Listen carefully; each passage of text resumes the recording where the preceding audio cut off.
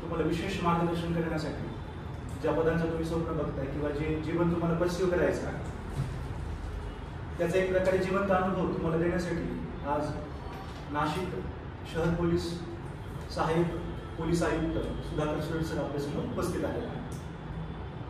त्यासोबतच आपले नाशिक मार्गदर्शक अकॅडमी नाशिक ब्रँचचे जे डायरेक्टर आहेत संचालक आहेत एक्सएससीपी माननीय मंजित बग्गा सर हे सुद्धा तुमच्या समोर आहे. आता हे दोन व्यक्ती म्हणजे खजिना आहे एक्सपिरियन्सचा. म्हणजे मॅम आणि माझं जेवढं एज आहे त्याच्यापेक्षा जास्त त्यांना एक्सपिरियन्स आहे पोलीस सर्व्हिसेसचा. म्हणजे विचार करा तुम्हाला किती मोठ्या प्रमाणात अनुभव मिळू शकतात. तर हा एक खजाना आहे, त्याला लुटा. त्यांची भाषण ऐका, जीवनामध्ये त्या गोष्टी उतरवा आणि त्यांना छान छान क्वेश्चन सुद्धा विचारा जे तुम्हाला पडतात, ज्याच्यावरती तुम्हाला उत्तर हवे आहे ते देखील तुम्ही सरांना विचारा. सरांना बोलण्याच्या आधी किंवा सर तुम्हाला मार्गदर्शन देतात त्याच्या आधी बघा सरांना विनंती करतो की त्यांनी सरांचं पुष्पगुच्छ स्वागत करावं.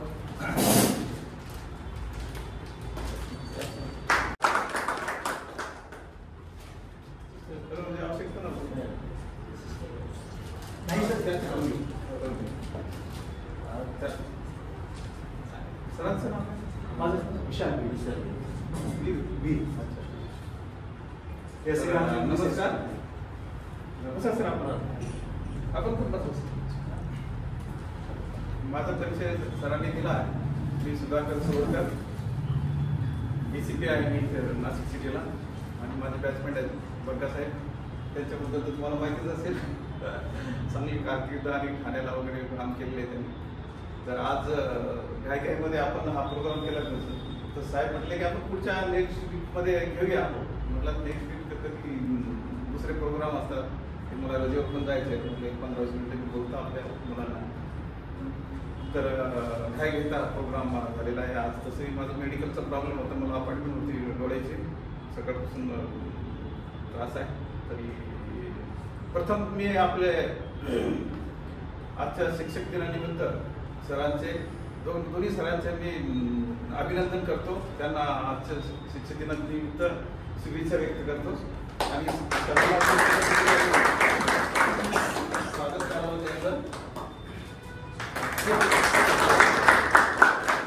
आज त्यांचं डबल अभिनंदन आहे. आज शिक्षक दिन आणि दुसरी गोष्ट त्यांचा लग्नाचा वाढदिवस आहे. अरे वा, दोघांना बोला.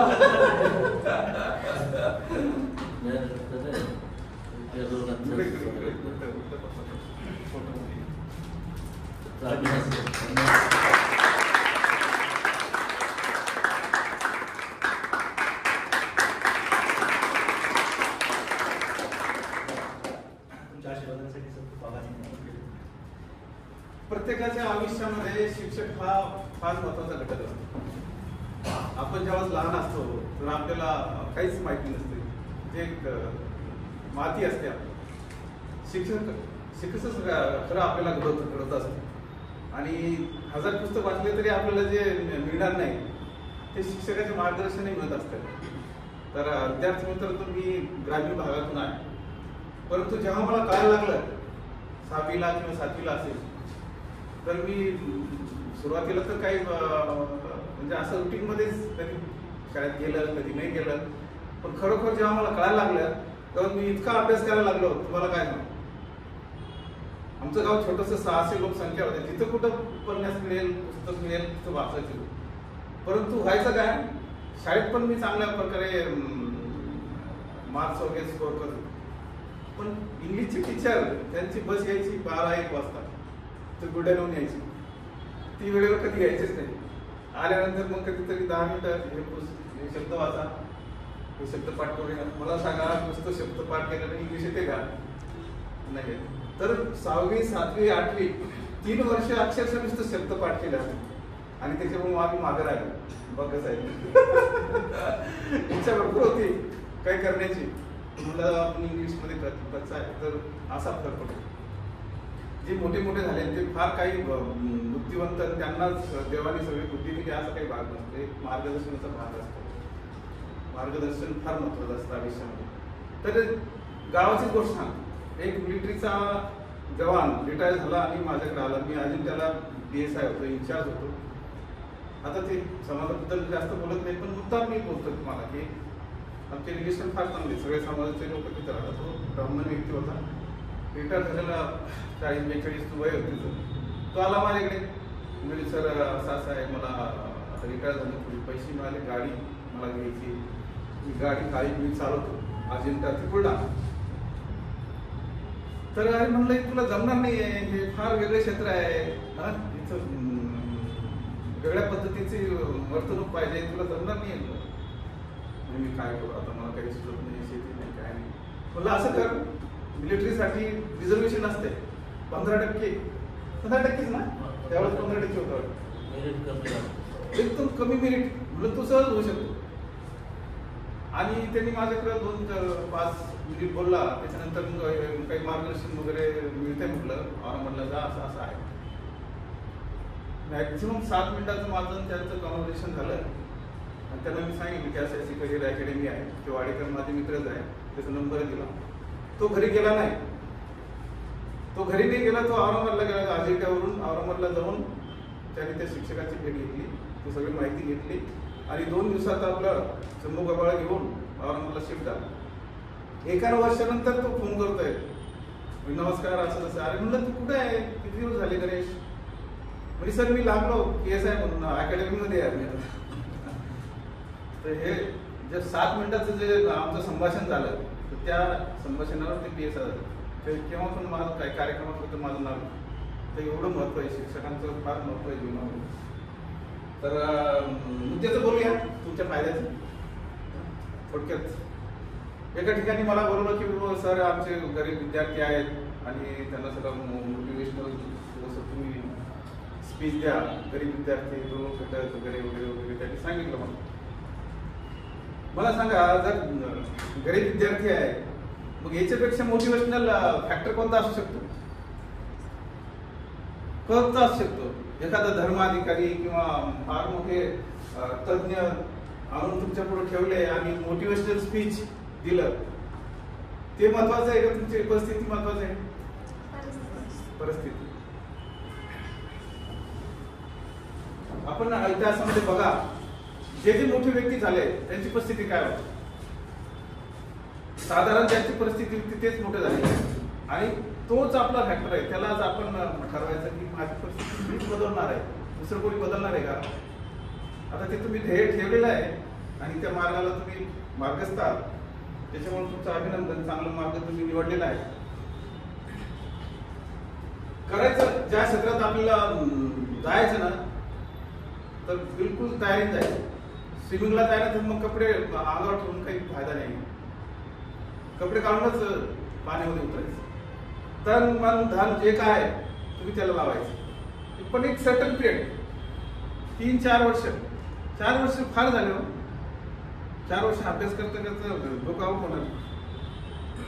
काही मुलं मी बघतोय 10 वर्ष 8-10 वर्ष. आमच्या एक पाहुणा आहे, घरची परिस्थिती बरी असल्यामुळे त्याला बाप पण डिस्ट्रिक्ट लेवलला ऑफिसर होता आणि तो म्हटलं तू कर UPSC कर. तो पुण्याच्या क्लासेस केला, अगोदर औरंगाबादच्या केला, त्याच्यानंतर पुण्याच्या केला, त्याच्यानंतर मग तुम्ही दिल्लीला जातो, विमानानं दिल्लीला जायचा. तो खर्च 15 वर्ष झाले सर, 15 वर्ष तो अजून तो UPSC सिलेक्ट नाहीये. त्या पाहुण्याच्या घरी मी मागच्या 2 महिन्यात 2 वेळेस गेलो, समोर सुद्धा आला नाही माझं समोर सुद्धा आला नाही. मग काय ते 15-15 वर्ष तुम्ही जर अभ्यास करताय, मग मला सांगा एखादी क्लास 3, क्लास 2, क्लास 1 पोस्ट मध्ये हेच काय विषय आहे का? हेच सर्वस्व आहे का? काही आत्महत्या पण करतात मुलं, माझं झालं नाही वगैरे वगैरे. हे संपूर्ण विषय नाही आहे. मग ते अंतिम ध्येय नसलं पाहिजे. ते करायचं मेहनत, परंतु ते का अंतिम ध्येय? जो मेहनत करतो, ज्याला बुद्धी आहे, तुम्ही अभ्यास कराल, तुमची अभ्यास वाया जाणार आहे का? बिलकुल जाणार नाही. नाही झालं तर आपण दुसरं मार्ग आपण पत्करायचा. एक उदाहरण देतो. माझा पुतण्या आहे, खेडेगावातूनच तो पण येतो औरंगाबादला आला आणि शिकलो. BSc झाला. BSc झाल्यानंतर त्याला काय UPSC वगैरे काही एवढं जमलं नाही. एखादा वर्ष केला नाही त्यांनी. आणि नंतर मग ठरलं की आता गरीब परिस्थिती आहे तर आपण काम करूया. एक ट्रॅव्हल एजन्सीमध्ये गेला की मला काहीतरी थोडंसं काम करेल का? त्याने म्हणत नाही, इथं नाही काम. परंतु ती महिला गाडूवाली महिला कामाला नाही आहे, तर 2-3 महिने तू करू शकतो. तर ठीक आहे, मी करतो. BSc झालेला मुलगा 500 रुपये, त्याला 2000ला 500 रुपयावर तो तिथे कामाला आहे. आणि काय नाही, फक्त 3-4 महिने तो काम तिथं करतो आणि एकदा काम संपल्यानंतर तो कॅम्प्युटरवर बसतो. त्या मालकाने बघितलं, तुला जमतंय कोणी सगळं? तो सर मी BSc झालेला आहे. एक काम करते, क्लर्कचा तू चार्ज घेऊन टाक. तो क्लर्कचा चार्ज घेतो, 5-6 महिने सगळं तू बघतो. त्याच्यानंतर ठरवतो की अरे याच्याकडे तेवढी इन्कम नाही, हा 2 महिने झाले, 3 महिने झाले की एक गाडी, 2 महिने झाले की एक गाडी. सगळं जे काय इनपुट सगळं त्याला कळालं. ते घेतो तर लोनवरच, 10-15% भरले की लोनवर घ्यायचं गाडी. एक ड्रायव्हर हायर करायचा, जे इन्कम येतं त्याचं लोन पेड करायचं, हप्ता भरायचा. सगळं गणित समजून घेतलं त्यांनी 6 महिन्यामध्ये. 6 महिन्यातच आई वडिलांना म्हणे, आईला म्हणे तुझ्या अंगावरचं दे बा, काही करून. आई म्हटली माझ्याकडे पैसे नाही तेवढे, काही काय पण मला 70-80 रुपये 70-80 रुपये जमा करून दे, मला गाडी घ्यायची आहे आणि ती गाडी चांगल्या प्रकारे मी चालवतो. ती गाडी घेतली, कसे करून जमा करून त्याच एजन्सीमध्ये लावली. त्याच्यानंतर 5-6 महिने झाल्यानंतर परत दुसरी गाडी घेतली. असं करता करता 2 वर्षात तिच्याकडे जवळजवळ 4 गाड्या झाल्या. 4 गाड्या झाल्यानंतर मालकाला म्हटलं मी चाललो होता दुसरीकडे. त्याचं स्वतःच भाड्याने घेतलं दुकान. 1-1, 2-2, 3-3 करता करता त्याच्याकडे आज जवळजवळ 55 ते 60 गाड्या आहेत. आणि राज्यपाल आला किंवा VIP कोणी आला तर ते सर्व कर्मचाऱ्यांच्या गाड्या तो देतो. जवळजवळ 12 ते 15 लाख रुपये तो टॅक्स भरतो. हे शक्य आहे का नोकरीमध्ये? समजा UPSC पास होऊन तुम्ही IAS जरी झाले, पगार किती आहे माहिती कोणाला? 80-85 पासून सुरू होतो. PSI झाले, कॉन्स्टेबल झाले, किती पगार आहे? 35,000-40,000 कॉन्स्टेबलचा. PSI असेल तर 50 मिनिटं जाईल. तर लक्षात ठेवा, काय UPSC करा, UPSC करा, परंतु ते काय पूर्ण जीवनाचं अंतिम ध्येय नाही झालं तर दुसरं मार्ग पण आहे. 4-5 वर्ष करायचं, चांगलं व्यवस्थित करायचं. तर आपण अभ्यासावर कसं चालला तुमचा अभ्यास? व्यवस्थित, रात्रंदिवस छान आहे. तर मित्रांनो, किती घंटे अभ्यास केला ते महत्वाचं नाही आहे. How many hours you have wasted for study, that is not important. The important thing is की तुम्ही त्या पिरियड मध्ये काय आत्मसात केलं, तुमची एकाग्रता किती होती. एकाग्रता, कॉन्सन्ट्रेशन, दॅट इज इम्पॉर्टंट. जीवनामध्ये जे जे व्यक्ती जे सफल झालेले आहेत, यशस्वी झालेले आहेत, त्याच्यामध्ये एकच महत्वाचा गुण होतो, त्याचं कॉन्सन्ट्रेशन. तुम्ही जे करताय त्याच्यामध्ये तुमचं कॉन्सन्ट्रेशन नसेल तर संपलं. गाडी चालवताना जर तुमची गाण्यावर किंवा इतर गोष्टीवर लक्ष दिलं तर ऍक्शन होणार ना. तसं आहे. फार घंटे बसलो हे काउंट करत बसायचं नाही. 3-4 घंटे 5 घंटे जे काय बसले ते व्यवस्थित मॅनेज करायचं. तुमचं कॉन्सन्ट्रेशन नसेल ना तर मग ते फक्त काय होईल की तुम्ही फक्त वेळ घालवला. तुमचं फक्त समाधान झालं संध्याकाळी की मी आज 7 घंटे बसलो, मी 8 घंटे बसलो. पण नाही, तुम्हीच बघा, मी आता 2 घंटे बसलो तर मी काय वाचलं, किती माझ्या लक्षात राहिलं, किती मी ग्रास्प केलंय, माझी एकाग्रता होते का. पुस्तक वाचताना तुमचं लक्ष कुठं होतं, तर मी दुसरीकडेच कुठंतरी भटकतो. मित्र मैत्रीण, फोन, मोबाईल वगैरे, नातेवाईक, मामे बहीण, माऊस बहीण. तर हे महत्वाचं आहे, तुमचं कॉन्सन्ट्रेशन पाहिजे. कॉन्सन्ट्रेशन केव्हा येईल, जेव्हा शिक्षक वर्गात शिकवतो त्यावेळेस पण जर चांगलं लक्ष दिलं आणि एखादी कन्सेप्ट जी आहे ती क्लिअर झाली ना तर तुम्हाला जास्त अभ्यास करायची पण गरज नाही. शाळा कॉलेजमध्ये असतात पण काय होतं की लक्ष राहतच नाही. कॉलेजमध्ये तर काय विचारच नका, तिथं शिक्षक शिकवतात, मुलं तिकडे मागे गप्पा मारतात, मोबाईलवर असतात. तर तुमचं कॉन्सन्ट्रेशन महत्वाचं आहे. तर तुम्ही कॉन्सन्ट्रेशनसाठी लक्ष द्यायला पाहिजे की हे आपलं अभ्यासात लक्ष राहिलं पाहिजे. दुसऱ्याचं काय विचार करायचा नाही.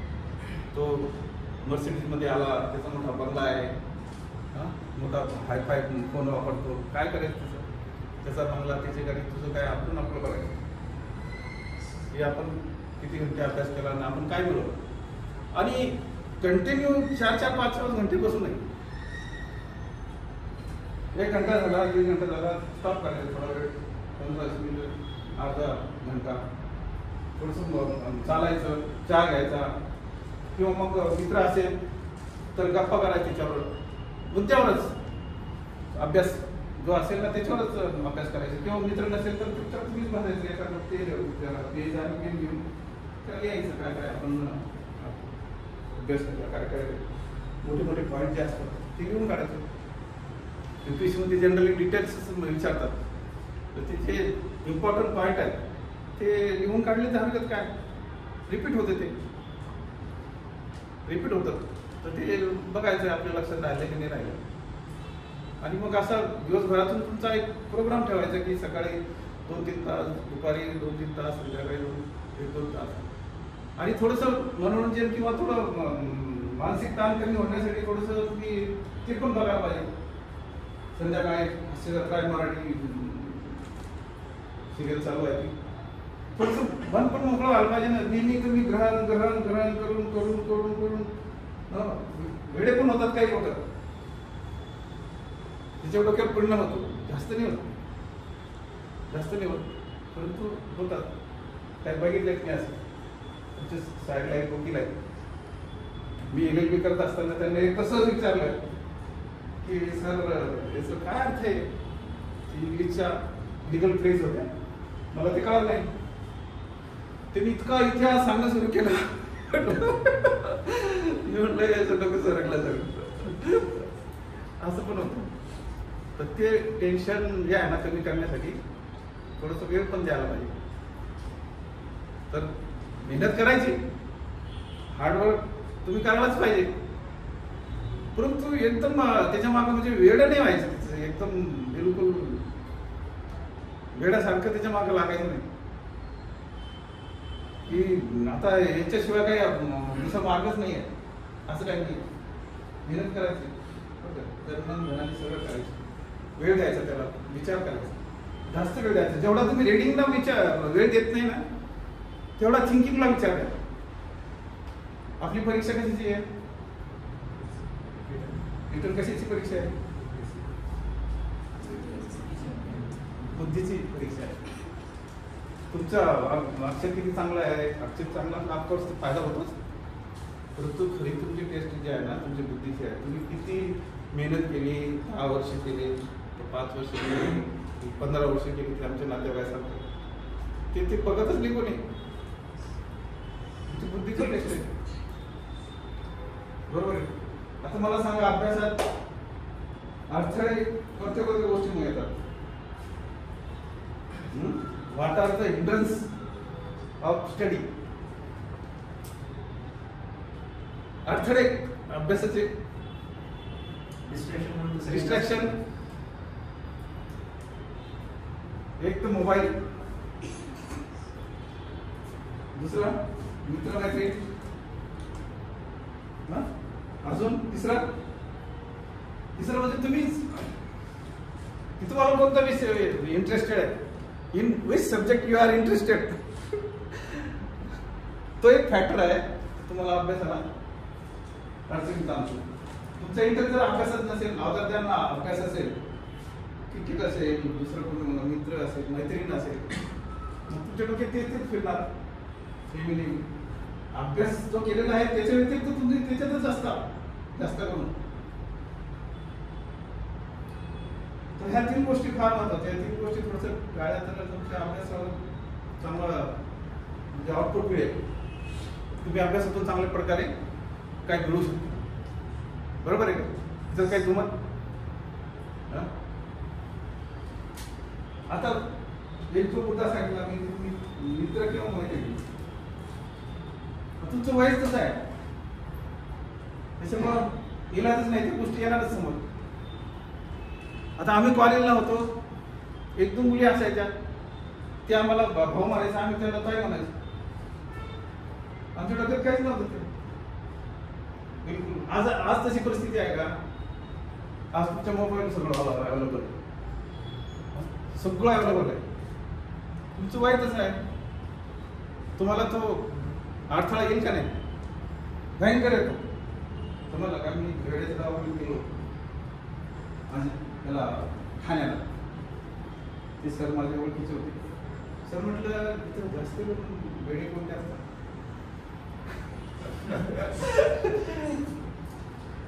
तुम्ही 90% जे आहे ना सेक्स रिलेटेड ज्यांचे प्रॉब्लेम आहे हा, ते असतात तुम्ही तिथं 10% इतर असतात. आता हा विषय तुमचा महत्वाचा आहे, तुमचं हेच तसं आहे. तो पण एक जीवनाचा महत्वाचा भाग आहे, परंतु जेवणा इतका महत्वाचा आहे का? हा, त्याच्याशिवाय आपण राहू शकतो, पण 2 दिवस जेवण केल्याशिवाय राहू शकतो नाही. तुझं प्राथमिक ध्येय काय? प्रायमरी तुमचं गोल काय? की तुम्हाला युपीएससी क्रॅक करायची, युपीएससी जे काय तुम्हाला मिळवायचं ते असलं पाहिजे ना. का ते आहे तुमचं ध्येय? तिथं असलं तर मग तिकडे जाणार तुम्ही, बरं का? तिकडे जाणार. माझ्यासोबत मी आमच्यासोबत फार हुशार मुलं, परंतु ते मुलीच्या घरात राहायचे, त्यांना घेऊन पिक्चरला जायचे. ते कोणीच दोन्ही तिन्ही पण जे मुलं आहे ना ते काहीच नाही झालं. आम्ही काही नसताना आम्ही केस झालो. म्हणजे वयाच्या विषयावर केस झालो. 20व्या वर्षी 21व्या वर्षी ट्रेनिंग झाली आणि 23व्या वर्षी बघा सर मी इन्चार्ज होतो. इन्चार्ज. हा, आता विषय होता आपला याचा, आता विषय होता त्याच्याबद्दल सांगतो तुम्हाला. विषय आता मित्राचा आणि मैत्रिणीचा चालू होता.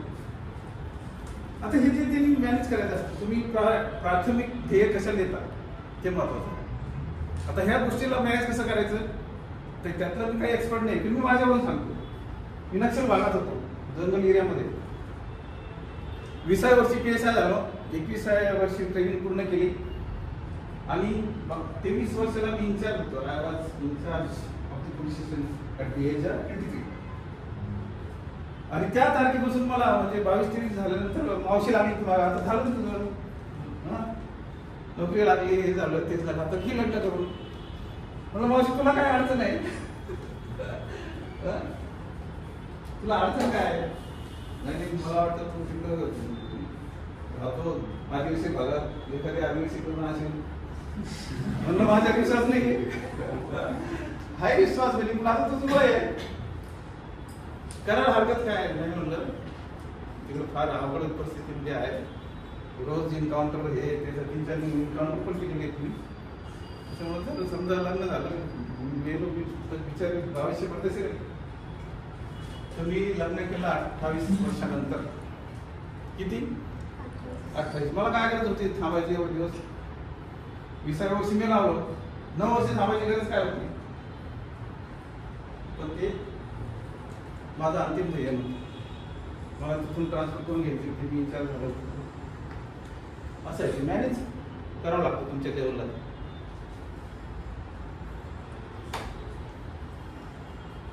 बरोबर आहे. आणि हे जे चाललंय ना सध्या वातावरण थोडं UPSC याचं काय डोक्यात तुम्ही घेतलं ना, जे माझ्या नशिबात आहे तेवढं मिळणारच. मेहनत करा, मेहनतीचं फळ मिळणारच. बिलकुल ह्या गोष्टी विचार घ्यायच्याच नाही बिलकुल. की जागा कमी आहे, इकडच्या जातीचं इकडं आला तो आमचं रिझर्वेशन का, ते राजकीय गोष्टी आहेत, ते आपल्या डोक्यात घ्यायचं नाही. आपलं काम काय? अभ्यास करणं, बस कामात बघायचं. अजून काय कोणाला काही शंका, काही प्रश्न आहे? सर म्हणजे पुण्याच्या वतीने मी हा क्वेश्चन विचारतो आणि म्हणजे मला ते चेंजेस मुलांमध्ये हवे आहे. तर समजा तुम्ही आता इथे आहे 11 वाजता आणि मुलांना मोटिवेशन देता, 1 तासभराने मी तुम्ही एखाद्या हिचा बंदोबस्त सांभाळत असाल खाली आणि संध्याकाळी एखाद्या गणपतीची मुलांना सांभाळत असाल, म्हणजे एका दिवसात एवढे कॅबिनेटमध्ये तुमच्याबद्दल म्हणून डिसिजन घ्यावे लागतात. म्हणजे कुणाला बोर्ड बोलाल किंवा शिक्षा पण द्या, हे एका दिवसात एवढी सगळी पर्सनॅलिटी बदलतो आणि मग त्यांनी स्वतःला स्टेबल कसं ठेवायचं? म्हणजे का तुम्ही म्हणजे ते स्वतःच्या पर्सनल लाईफवर त्याचा इम्पॅक्ट होईल का, किंवा कसं त्याच्यापासून असतात? होतो परिणाम. असं नेहमीच ताणतणाव रात्रीचं ड्युट्या वगैरे थोडासा परिणाम होतात, पण ते आमच्या पोलिसांना थोडं सवय पण लागलेली असते. पण होतो आमच्या बघा ना तुम्ही आमचे पोलिसाचे मुलं आहेत ना, त्यांचं करिअर जर बघितलं तर त्याचा महत्वाचा घटक म्हणजे हा आहे. आता तुम्ही जे बोलले ते रात्रंदिवस ड्युटीवर असतात, फॅमिलीवर लक्ष देऊ शकतात, तो परिणाम होतो ना, चिडचिड होतच होतं. शेवटी मनुष्य आहे, त्यांना 7-8 घंटे झोप नाही मिळाली. आता रात्री 1 वाजता मी द्वारकाला होतो, सगळे कॉल वगैरे चालू होते, मुस्लिम समाजाचे जुलूस वगैरे मुलांचे चालू होते. स्वप्ने झाली तर तुम्ही फ्रेश कशाला असणार? परिणाम थोडंसं पोलिसमध्ये आहे, थोडं ताणतणाव आहे पोलिसमध्ये, नाही असं नाही. आता ताणतणाव तर बाकी डिपार्टमेंटमध्ये पण आलेला आहे. तुम्ही पोलीस काय बघताय? तुम्ही बँकेत जाऊन बघा नाही, पेट्रोल जाऊन त्या क्लर्कला विचारा, विनंती करा त्याला की माझा तो व्यवस्थित तुमच्याशी बोलतो. पूर्वी 7-8 वर्षापूर्वी किंवा नोटबंदीच्या अगोदर तुम्ही बँकेत जर गेले ना तर तो प्रेमाने बोलायचं, तुम्ही बस आहे. बऱ्याचदा स्लिप माझ्या स्लिप त्यांनी भरून दिलेल्या आहेत क्लर्कने, पण तुम्ही आता जाऊन बघा, त्याला एवढं भयंकर काम दिलेलं आहे ना, तो चिडचिड झालेला आहे. आणि बाकी डिपार्टमेंटचं पण तसंच झालेलं आहे, परिणाम होतो. कसं स्टेबल ठेवावं म्हणजे ह्या वयामध्ये आता मी एवढं सांगू शकतो मुलांचे म्हणजे नाही. पण सर तुम्ही काय सांगता, तुम्ही एक स्टेप समोर सांगता, त्यांना मुलांना फक्त आता तेवढंच सांगा की तुम्हाला हे मिळवायचं आहे. तुमच्या जीवनामध्ये काही ज्या काय ताणतणाव असेल किंवा गरिबी असेल, हे किती दिवस राहणार आहे, मुलांसाठी हे महत्वाचं आहे. म्हणजे एखादं आर्थिक परिस्थिती खराब आहे, पण ठीक आहे, तुला मी मदत करतो, मी तुला सवलत देतो, तू कर म्हणाल का, तू नंतर मला म्हणते किंवा नको देऊ. आणि गरिबी हे काय आहे की ही मानसिक स्थिती आहे बरं का, आणि ते राहत नाही. समजा एखाद्याची गरिबीची परिस्थिती आहे, किती दिवस राहणार आहे गरिबी परिस्थिती? आज नाही म्हटलं तर 600-700 रुपये रोज मिळतो कामगारांना, पण तो घरी घेऊन जातच नाही पैसे. तो 600-700 पैकी तो 500-600 बाहेरच खर्च करतो. पहिलं ते दारू लागते, हॉटेल लागते, रिक्षा, त्याच्यामुळे तो घरी काय 100 रुपये पण येत नाही, म्हणून त्या बाईची अडचण होते. गरिबी हे मानसिक स्थिती आहे, समजलं का? आज नाही म्हटलं तर तुम्ही बघा, मुंबई ठाण्याला जा, वडापाव विकणारे रस्त्यावर छोटीचे दुकान लावून विकणारे UPचे लोक जे येत आहेत गाड्यावरून, कशासाठी येतात? इकडून जाताना ते बॅग घेऊन पैसे भरून घेऊन जातात, मेहनत करतात, असं आहे. आणि परिस्थितीला कोण जायचं, त्याला समोर जायचं परिस्थितीला. आज माझ्या घरी चांगल्या प्रकारे 12-15 एकर शेती होती, वडील मिलिटरीत होते, त्याची पेन्शन पण यायची मी कॉलेजला असताना. परंतु आम्ही 5 भावंड असल्यामुळे माझ्याकडे काही लक्ष द्यायचं नसतं त्यांचं. मी मोठा होतो, जे छोटे होते त्यांच्यावर जास्त प्रेम. मला कधी गेलो तर मोठे मुश्किल 100 रुपये मिळायचे, थोडंफार इकडून तिकडून मावशीकडून काही इकडं तिकडं. तुला ते विचारलं समजा आईला, मला पैसे देतो, तुला काय आहे सगळं, तर मी गहू घेऊन जातो, ज्वारी घेऊन जातो, डाळी घेऊन जातो, सगळं घेऊन. आता कशाला पैसे पाहिजे, त्याच्या व्यतिरिक्त काही लागत नाही का? मी पण फार वाईट परिस्थितीत दिवस काढले. 12वीला असताना एकच 12वीला परीक्षेचे 9 दिवस होते, एकाच वेळेला जेवायचे, एकाच वेळेला. परिस्थिती राहत नाही, रडायचं नाही, सामान्य. तीच परिस्थिती तुम्हाला मोठं होण्याला मोटिवेट करते.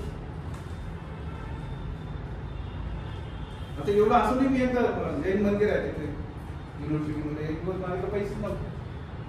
मी म्हटलं एक दिवस काम करूया, 100 रुपये रोज होतं तेव्हाच, आणि मग आपलं कंटिन्यू करू कॉलेज. गेलो तिथे, ते साड्या उचलायचं काम, एवढं मेहनत काम मी कधीच केलेलं नव्हतं. शेती आहे आमच्याकडे, परंतु शेतीमध्ये काम करणारे पण होते, छोटं मोठं शेतीचं काम करायचं. त्या दिवशी मी दिवसभर म्हणजे 4 वाजेपर्यंत साड्या उचलत काम केलं, आणि इतकं थकलो मी. मग शेवटी तो कॉन्ट्रॅक्टर आल्यानंतर म्हणलं म्हणजे जाणे तो मुझे 50 रुपये दे, तो आला. नाही बोला, मी बजने के बाद नाही, मला ते 100 रुपये मला नकोच, मला फार थकलं आहे, मला अभ्यास करायचा आहे, माझी परीक्षा आहे. नहीं बोले, ऐसा नहीं होता, अभी दूसरा आपको काम मिलने वाला इधर, मी देणार नाही म्हटलं पैसे. मी चिडलो, मी म्हणलं मी 4 वाजेपर्यंत काम केलं आहे, कमीत कमी अर्धे 50 रुपये देते. नाही म्हटलं. म्हणलं ठीक आहे, तुला 50 रुपये दान मंदिराला दान केले म्हणलं, माझ्याकडे नोकरीत म्हणलं परिस्थिती म्हणून आलो म्हणलं एक दिवसासाठी काढून. त्याला 2-3 बोलला निघून आलो तिथे. त्या दिवशी पूर्ण दिवस उपाशी. संध्याकाळी मावशीकडे गेलो, तिकडे जेवण केलं. परिस्थिती राहत नाही. आता हा जो मुलगा त्याचं मी सांगितलं पण माझं कुठलं आहे ना, तर त्याच्या मोठ्या इनोवा कारमध्ये जात असताना मी काका एवढे वाईट दिवस काढले म्हणे. दिवाळीच्या दिवशी एक वेळेस आईने आम्हाला ज्या चपात्या असतात ना सुकलेल्या वरती टाकलेल्या होत्या, म्हणजे त्या जमा केल्या, गरम केल्या, नंतर मग ते म्हणून आम्हाला दिलं होतं दिवाळीच्या दिवशी. आज मी 12 लाख 15 लाख रुपये टॅक्स देतो, दिवस राहत नाही. असे जे मुलांचे जे प्रश्न आहे ना, खरंच ते ज्याला समोर जातात त्याला ते महत्वाचे आहेत. सरांनी विचारलं ते महत्वाचा विषय आहे तो नंतरचा विषय. आता नोकरी म्हणल्यानंतर आता हे टेन्शन वगैरे वाढणारच आहे दिवसेंदिवस, त्याला काही इलाज नाही. आणि तुम्हाला एकदा अनुभव आला की त्याला तुम्ही सामोरं जाता. तुमचं काम करण्याचं इंटेन्शन महत्वाचं आहे. तुमचं जर चांगल्या उद्देशाने तुम्ही जर काम केलं ना, तर कोणी तुम्हाला काही करू शकत नाही. एका साहेबांनी, साहेब पण होते, साहेबांनी फार मला त्रास दिला, पण माझं काम चांगलं होतं. मी क्राईम कमी केला, मोठ्या साहेबांना भेटलो, म्हणलं साहेब तुम्ही साहेब फार त्रास देता, नाही तुझं काम चांगलं आहे, क्राईम फार कंट्रोल केला, तू उदास नाही व्हायचं तर तू कर, मी तुझ्या बाजूने. मोठ्या साहेबांनी मला असं सांगितलं. असं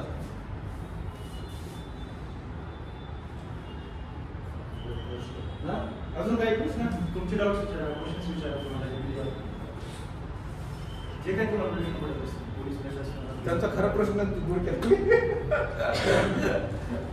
मित्र मैत्रीण हे कमी करा, समजलं का?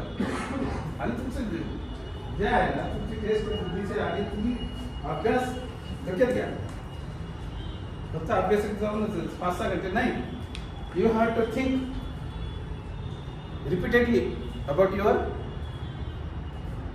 text material, study material. नुसतं 4 घंटे तिथे गेलं नाही, तुमचे त्यातच असलं पाहिजे. तुम्ही जर इतर गोष्टी समजा काका मामा मावशी, मामाची मुलगी, पाहुणे रावळे, इकडे त्या गोष्टी जर हा ग्राफ जर जितका तुम्ही वाढवणार तितका हा स्टडीचा ग्राफ खाली होणार आहे. समजलं का?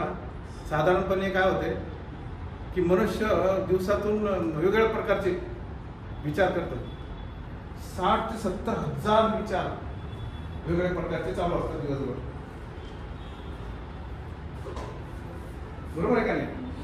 खाणे पिणे वगैरे वगैरे वगैरे, पाहुणे रावळे, हे ते, मित्र मैत्रीण, मोबाईलची रिचार्ज वगैरे वगैरे वगैरे वगैरे, ते जे काय आपण त्याच्यावर जास्त विचार करतो. अभ्यासाबद्दल कमी विचार करतो. केला ना अभ्यासात 4 घंटे त्या बाजूला.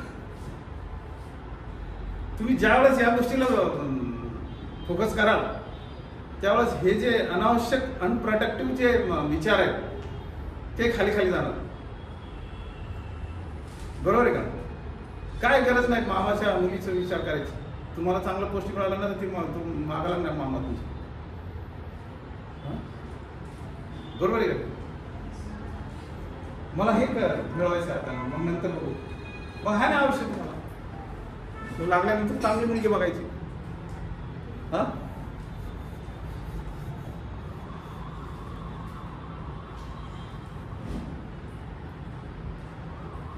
तर तुमची प्राथमिकता काय, प्रायोरिटी काय, त्याच्यावर अवलंबून. आता असं पण मी सांगितलेलं नाही तुम्हाला की ते गोष्ट तुम्ही अवॉइड करा, बिलकुल कर्टेल करा, ते अवॉइड करा, तसं पण मी सांगितलं. एक सर्टन लिमिट असते, ते लिमिट क्रॉस केले की मग तुमचं फ्रेंडशिप आहे तुम्हाला. तुम्ही जर समजा ती लिमिट क्रॉस केली आहे, तुम्ही आज लग्न करायला तयार आहे का? तेवढं आर्थिक स्थिती आहे का तुमच्यामध्ये? तिला समजू शकतो का? किंवा मूल बाळ झालं तर त्याला समजू शकता का? नाही समजू शकत, मग कशाला जायचं गावाला? सध्या नको. असं हे 2-3 जे फॅक्टर आहे ना, याला तुम्ही थोडंसं कमी केलं ना तुमचं अभ्यासावर कॉन्सन्ट्रेशन जास्त होईल. आणि हे अनप्रोडक्टिव्ह ज्या गोष्टी आहेत ते डोक्यातून कमी करायचं.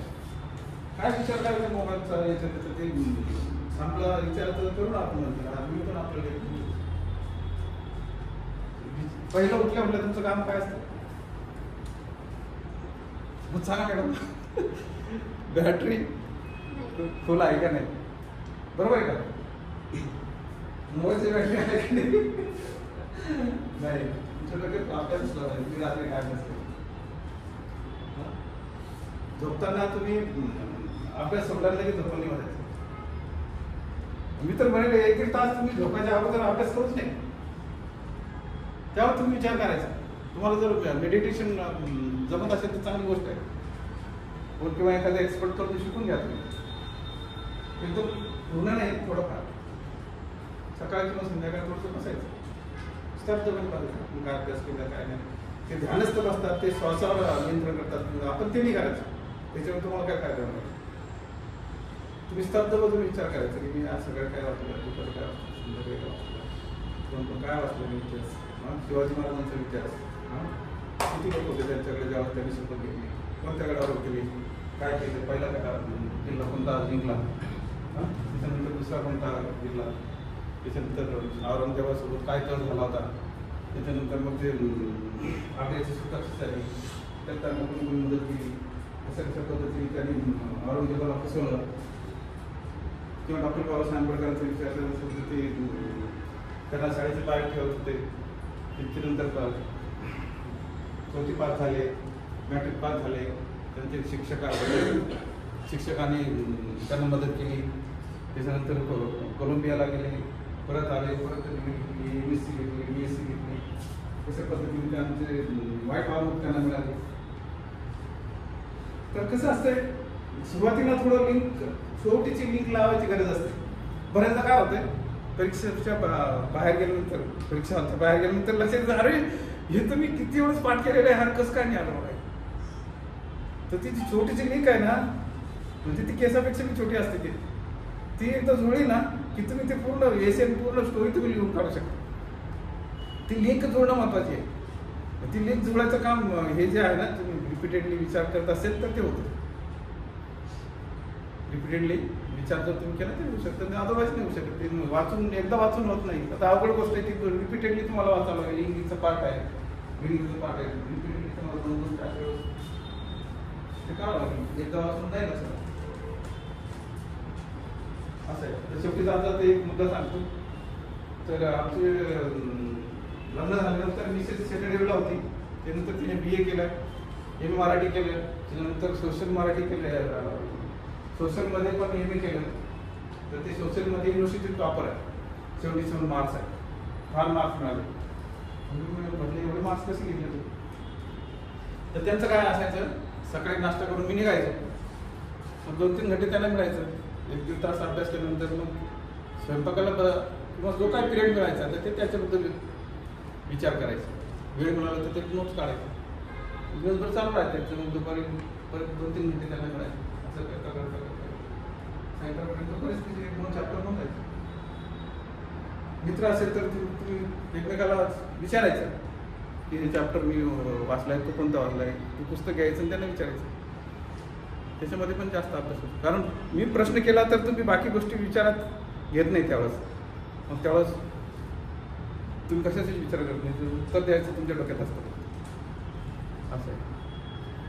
चला संपूया, मला पण मेडिकलला जायचं आहे. सर अजून काही प्रश्न? सरांना ते काय असेल तुम्हाला विचारायचं असेल? मुलांना सर एकदा अनुभव सांगणार होते पोलीस प्रशासनाचा, एकदा व्हिजिट वगैरे आपल्याला करता येईल ऑफिस. हां, CP ऑफिसला करा ना.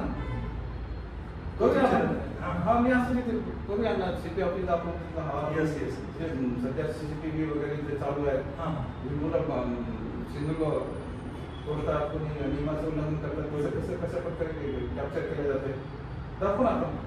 हां, मोठा इनिशिएटिव्ह आहे. हो, थोडे कॅमेरे वगैरे सगळं पूर्ण नाशिक शहर तिथे दिसते. नक्की सर. हो, त्यांना कळेल नियम तोडला तर काय होईल. येस हा? समजणं आवश्यक आहे. हा, तुमचे मित्र मैत्रिणी सांगा, सगळं कॅप्चर व्हायला लागले आता. हा? तुम्ही समजा कुठे गेले मोबाईल घेऊन किंवा सिग्नल तोडला ते सगळं कॅप्चर होईल. कुठे बोलत असले कोणी मित्रासोबत मैत्रिणीसोबत ते पण कॅप्चर होतं. सगळं सगळं भरपूर कॅमेरे लागले. कॅमेरेच नाही, साऊंड सिस्टीम पण आहे. 20 ठिकाणी साऊंड सिस्टीम आहे. आता आम्ही ते सुरू करणार आहे. 20-25 ठिकाणी साऊंड सिस्टीम आहे. जेव्हा आम्ही तिथून सांगतो की गाडी मागे घे, पुढे घे, किंवा ट्रॅफिक अंमलदाराला सांगतो त्याच्यावर केस काढ. आणि कॅमेरे तर 650 वरती कॅमेरे. त्याच्याच गरज होती सर. हो, नाही पण रस्त्याचे आहे, परंतु मुलं नाशिकवाले ट्रॅफिकचे नियम पालन नाही करत. हा? नाशिक आमचं, रोड आमचं, गाडी माझी, पेट्रोल माझं, तुम्ही बाहेर येऊन आम्हाला काय सांगता? घ्या आमदार साहेबांना बोला.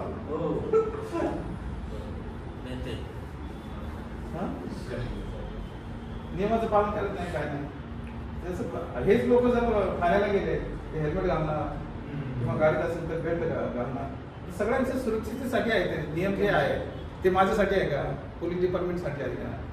तर चांगलं वाटतं ना. तुम्ही इंदोर सिटीमध्ये जा, इंदोर सिटीत गेलो कोणी, तिथे ट्रॅफिक बघा, तिथले ते रोड बघा किती स्वच्छ आहे.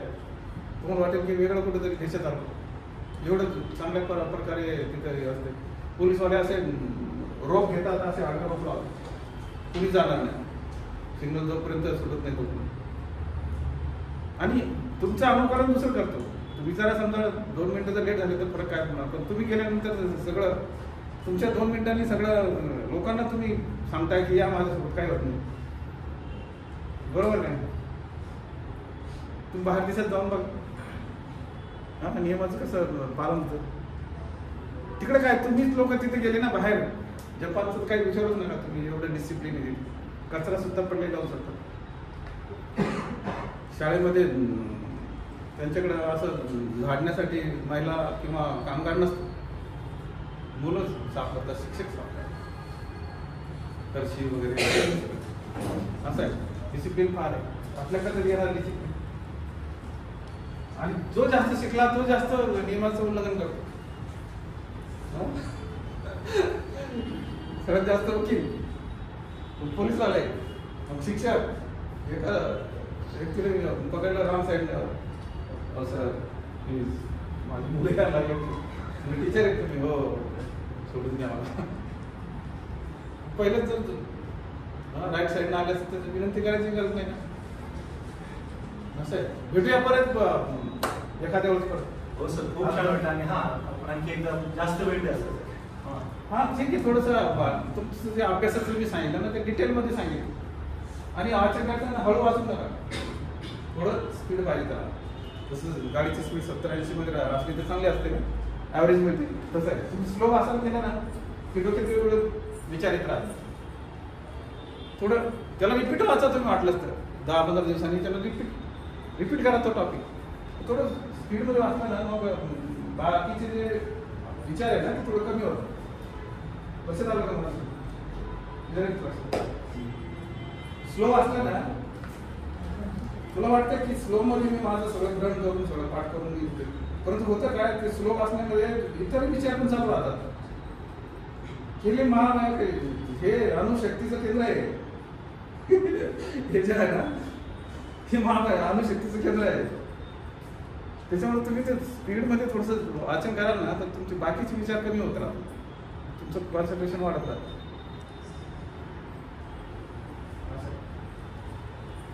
थोडं मेहनत करायची सकाळी, पाती वगैरे थोडंसं व्यायाम केला की तब्येत चांगली असते. चालू सर, मला दवाखान्यात जायचं.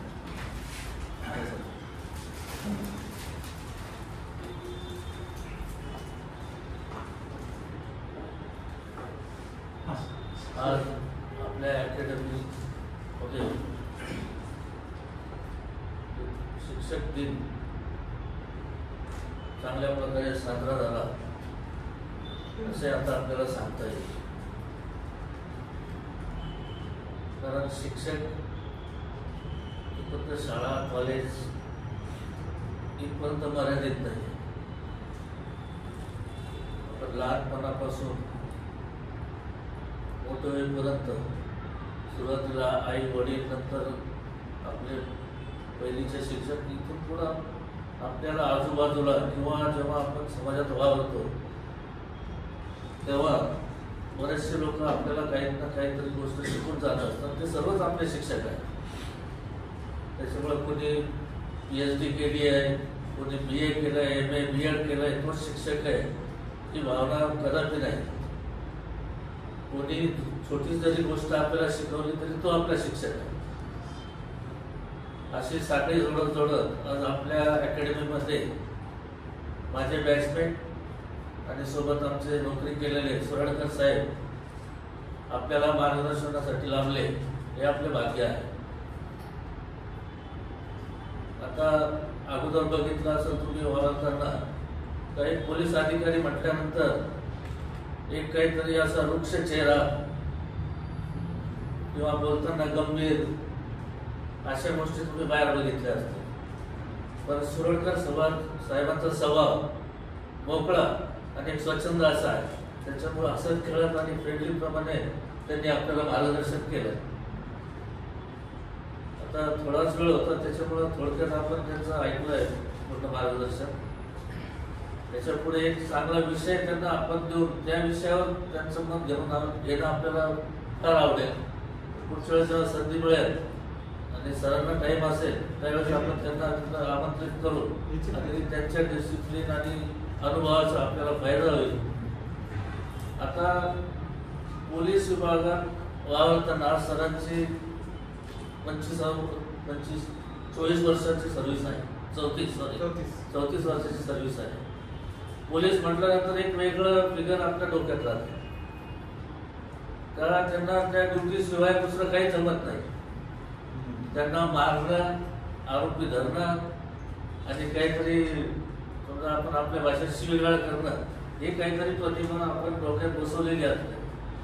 सरांचं एक विशेष आहे, ते पूर्ण एक्झिक्युटिव्ह मध्ये ड्युटी केली आहे त्यांनी, सध्या मी करताय. त्याच्यात वेळ काढून त्यांचा गाण्याचा जो त्यांचा शौक आहे तो आबाधित ठेवलेला आहे. आमचं जेव्हाही गेट टुगेदर होतं, आमचं जवळपास प्रत्येक महिन्याला गेट टुगेदरचा प्रोग्राम असतो. आमचे काही रिटायर्ड बॅचमेट, काही आता जे एक्झिक्युटिव्ह मध्ये आहेत त्यांच्यासोबत, तर त्यांचे गाणे सरास म्हणजे कंटिन्यू चालू असतात. म्हणजे पोलिसांबद्दल जी भावना आहे ते जोपर्यंत आपण इंटरॅक्ट होणार नाही तोपर्यंत काही गैरसमज किंवा काही वेगळं जे चित्र निर्माण झालेलं आहे ते बदलणार नाही.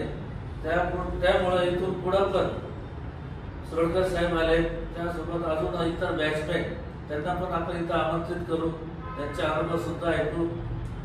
अशा आजच्या ईदचा बंदोबस्त, गणपती बंदोबस्त या धावपळीच्या वेळेमध्ये सुद्धा सरांनी आपल्याला इथं वेळ दिला, त्याबद्दल मी अकॅडमीतर्फे सरांचे आभार मानतो.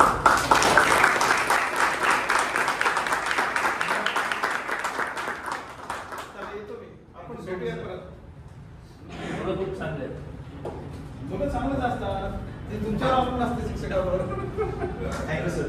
आपल्यासारखे आहेत ना. मुलाचं यश अपयश हे शिक्षकांचं